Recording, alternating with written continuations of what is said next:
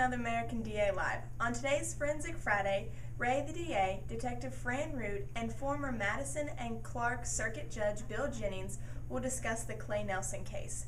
Back in 1986, Clay Nelson was stabbed 51 times at Columbia's Steakhouse by Clarence Jones and Eric Hayden. Stay tuned for more details on this case.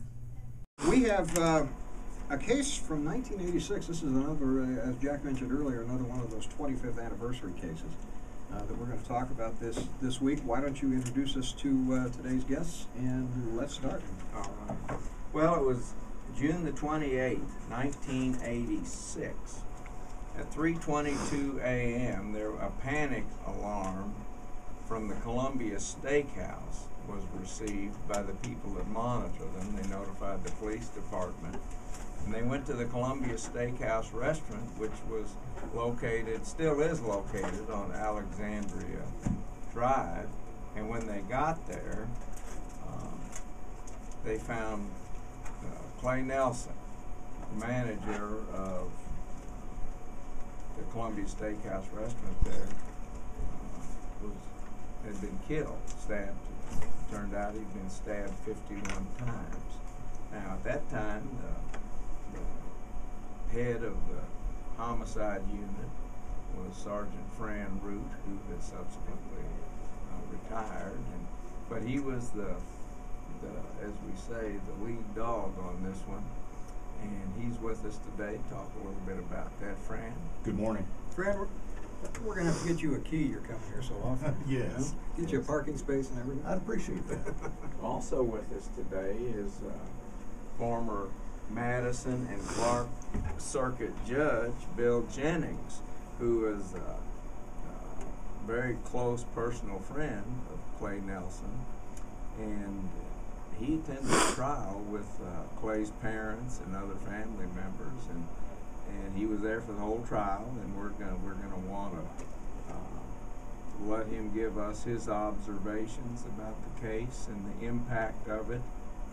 And one of the reasons we want to talk about this case today is, as usual, these two yo-yos got a life without a life sentence without the possibility of parole for 25 years, and all of a sudden we're going to have this parole hearing coming up. And I always want to give the parole board as much attention as I can, because they seem to function under the radar and let people out without anybody knowing. But this one's coming up, and Tuesday, Fran, Bill, and I, along with other interested parties, are going to be over there in Frankfort for this hearing. So, welcome, men. Thank you. Fran, why don't you take us back to the scene on Alexandria Drive back in June the 28th and 29th of 1986. Yes, sir. It was a typical hot summer night in Lexington. The patrol bureau had been running calls back to back to back to back. When at 3:22 in the morning, as Ray said, a panic button alarm went off. That means someone is actually there. Now, explain that to us? A panic button. How does that work? It's rather unusual. Most alarm systems are equipped with them, but the vast majority of alarms that come in are false.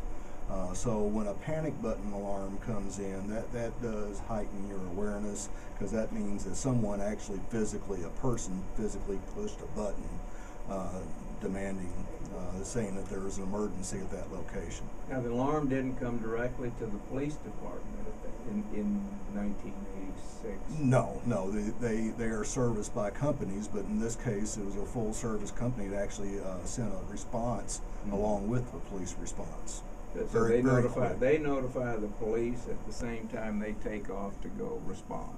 Yes, this whole thing ran over just periods of minutes. It was one of the fastest moving cases that I've ever been involved in, from point to point to point. Well, walk us through it, if you would. Well, the 3:22 alarm, within 20 minutes, within a few minutes, the police arrive, and as the police are arriving, they notice that the building already has a major fire set. The first responders get to the back door and they remove the lifeless body of Clay Nelson. Where was he located? He was at the rear door near where the fire was. He was already dead, and they moved him out back onto the parking lot. To learn more, tune in every Friday morning at 9 a.m. on News Talk 590.